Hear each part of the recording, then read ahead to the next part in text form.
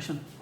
18 তারিখে আমাদের একটা ফ্লাইট ছিল মালয়েশিয়াতে পৌঁছানোর পর টাকা, তো ওই ভাইটা হচ্ছে মালয়েশিয়াতে 18 তারিখে যে পৌঁছেছে, কিন্তু দুর্ভাগ্যবশত 18 তারিখ ছিল শনিবার, কোনো প্রকার ব্যাংক ট্রানজ্যাকশন করতে পারে নাই, যার কারণে টাকাটা পে করছে হচ্ছে যে আজকে। ঠিক আছে। সো ওনার ফ্যামিলি থেকে যে একটা রিভিউ পাইছে, এটা আসলে মানে কলেজা ঠান্ডা হওয়ার মতো একটা রিভিউ। সো আমি যদি আপনার সাথে রিভিউটা যদি একটু শেয়ার করি, আমি সাথে স্ক্রিন ছবিটা অ্যাড করে দিব, যে স্ক্রিনশটটা আমি অ্যাড করে দিব। উনি লেখছে, উনি হচ্ছে যে ক্লায়েন্ট গেছে ওনার বোন। তো উনি লেখছে, আমি তো পরীক্ষা দিতে গেছি, এখনই আসলাম। আপনাদের উপর আমরা সন্তুষ্ট।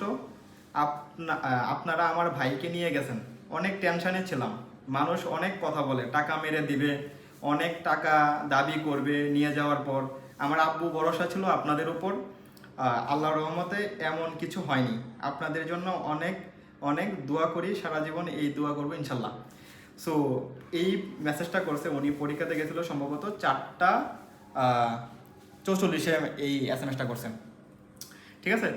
সো আসলে টাকা মেরে দেওয়ার কোনো প্রকার প্রশ্নই আসে না, যেহেতু আমরা ব্যবসা করতে বসছি। আর যারা আসলেই ব্যবসা করতে আসে, তারা কখনো টাকা মেরে দেওয়ার মানে চিন্তা করে না। এই 2 লাখ 5 লাখ টাকা কেউ কোনোদিন, কোনো এজেন্সি যে এজেন্সি আসলে মূলত কাজ করে, সে 2 লাখ 4 লাখ 5 লাখ টাকা কখনো মাইরা দেবে না, কারণ এটা তার বিজনেস।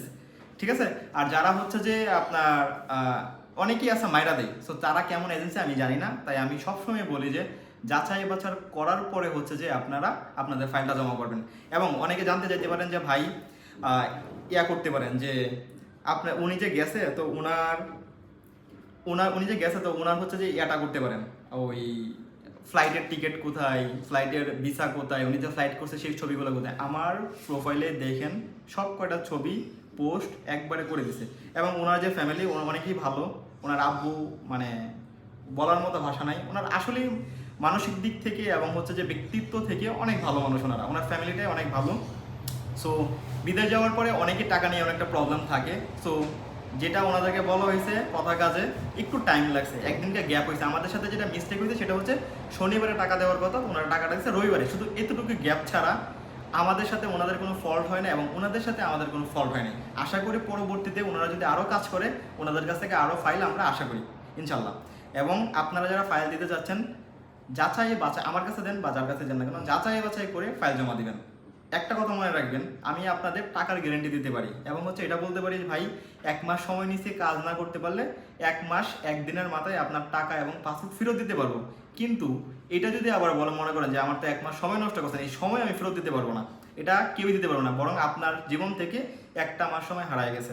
সো টাকার নিশ্চয়তা আমি দিতে পারবো। কাজ নাও হতে পারে, যেহেতু আমি কাজ করি, কাজ নাও হতে পারে, আপনার টাকার দায়ভার নিতে পারবো। কিন্তু 100% কাজ করে দেবো, কাজ হবে না কেন হয়ে যাবে, এটা আমি পারবো না, এটা আমার পক্ষে সম্ভব না। যারা আমার কাছে ফাইল জমা দিতে চান, সরাসরি আমার অফিসে চলে আসবেন। প্রোফাইলে দেওয়া নাম্বার আছে 2টা, প্রোফাইলে দেওয়া নাম্বারে যোগাযোগ করবেন, ইনশাল্লাহ চলে আসবেন অফিসে, ফাইল জমা দেবেন, নিশ্চিন্তে থাকবেন, কোনো প্রকার টেনশন আপনার নেওয়া লাগবে না। সবাই ভালো থাকবেন, ধন্যবাদ।